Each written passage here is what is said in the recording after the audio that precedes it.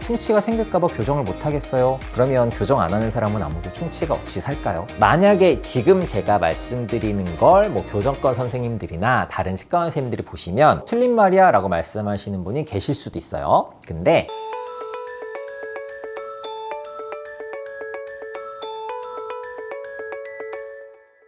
안녕하세요. 잘 지내셨나요? 잘해주는 치과 대표원장 소아청소년 치과 진료를 맡고 있는 고범진입니다.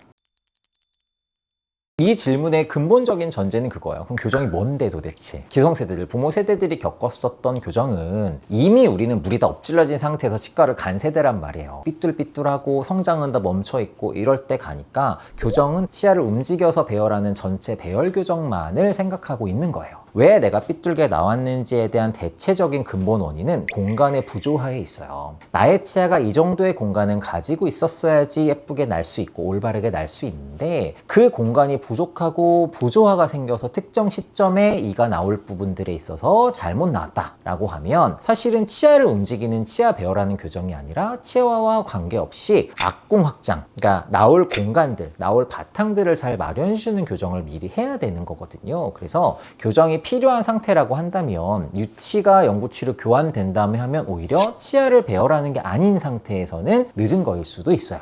물론 시기적절하게 그때그때 맞는 치료 방법들을 선생님들이 찾아주시기는 하지만 무조건 나중에 해야 된다, 이가 나오지 않았으니까 교정은 하는 게 아니다 라는 잘못된 오해로 적절한 시기를 놓치면 곤란하겠죠.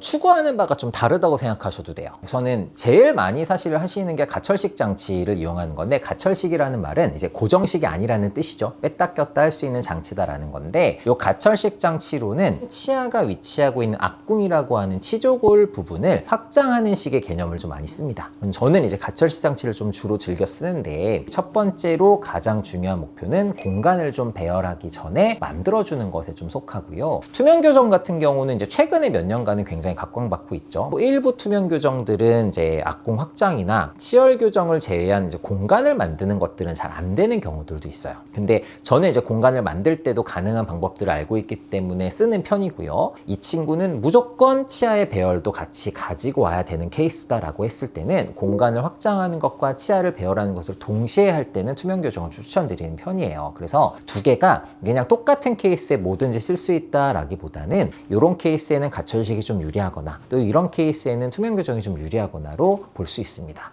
또는 가철식 장치를 이용해서 3에서 6개월 정도 그냥 좀 편하게 잘 때 끼면서 공간을 좀 만들어주고, 그 다음 이제 부분 배열 교정 같은 것들로 넘어갈 때 투명 교정을 그때 또 활용할 수도 있어요.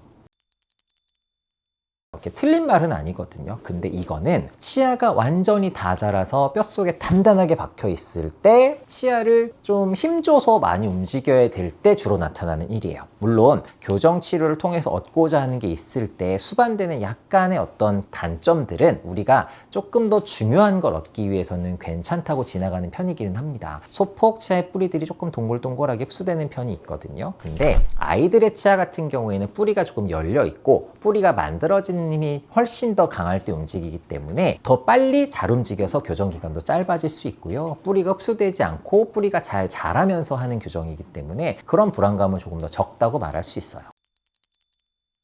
교정 중에 충치는요, 교정하시는 선생님들이 제일 걱정하세요. 교정만 하는 분들이잖아요. 그러니까 충치 치료를 다루지를 않으세요. 근데 그분들 같은 경우에는 내가 교정을 하면서 혹시나 나의 교정 치료 때문에 충치가 생겼다라는 어떤 오명, 어떤 누명을 조금 걱정을 하셔서 충치는 치료하고 내가 확신할 수 있도록 충치가 없는 상태에서 시작을 하겠다라고 좀 강조를 하시는 편이에요. 교정 치료뿐만 아니라 교정 치료를 하지 않아도 관리를 안 하면 충치는 생길 수 있죠. 충치가 생길까봐 교정을 못 하겠어요? 그러면 교정 안 하는 사람은 아무도 충치가 없이 살까요? 그것보다는 우리가 관리도 하고 여러 가지 치료, 교정이든 충치든 치료를 할 게 있으면 치료를 하고 올바르게 유지 관리하면서 가는 게 중요하거든요. 특정과 선생님들이 뭐만 하고 뭐는 못한다 이런 말씀을 드리려는 거는 아니고요. 교정을 하다가도 충치가 생기면 동일하게 충치 치료를 하면 되고, 오히려 반대로 저는 어머님들께 이래요. 우리가 한동안 자주 만날 거니까 제가 잔소리도 좀 더 많이 하고요. 충치 생기는 거 제가 알아서 기본 검진하면서 보고 있고 치료해야 되면 간단하게 초기에 발견해서 해드릴 테니까 걱정하지 마세요 라고 말씀드리고 있습니다.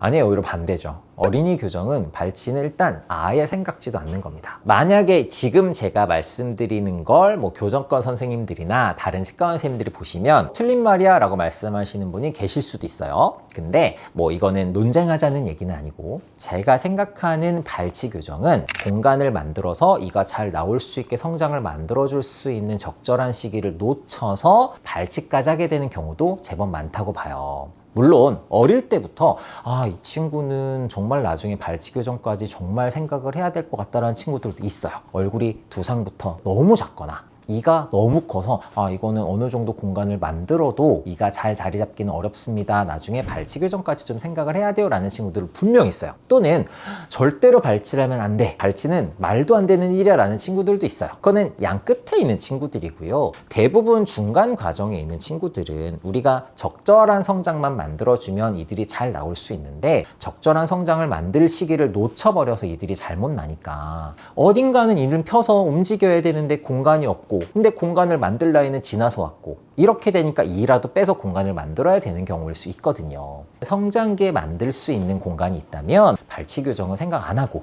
우리가 있는 치아들을 잘 배열하는 식으로 공간도 만들고 치아도 배열하는 편이긴 합니다.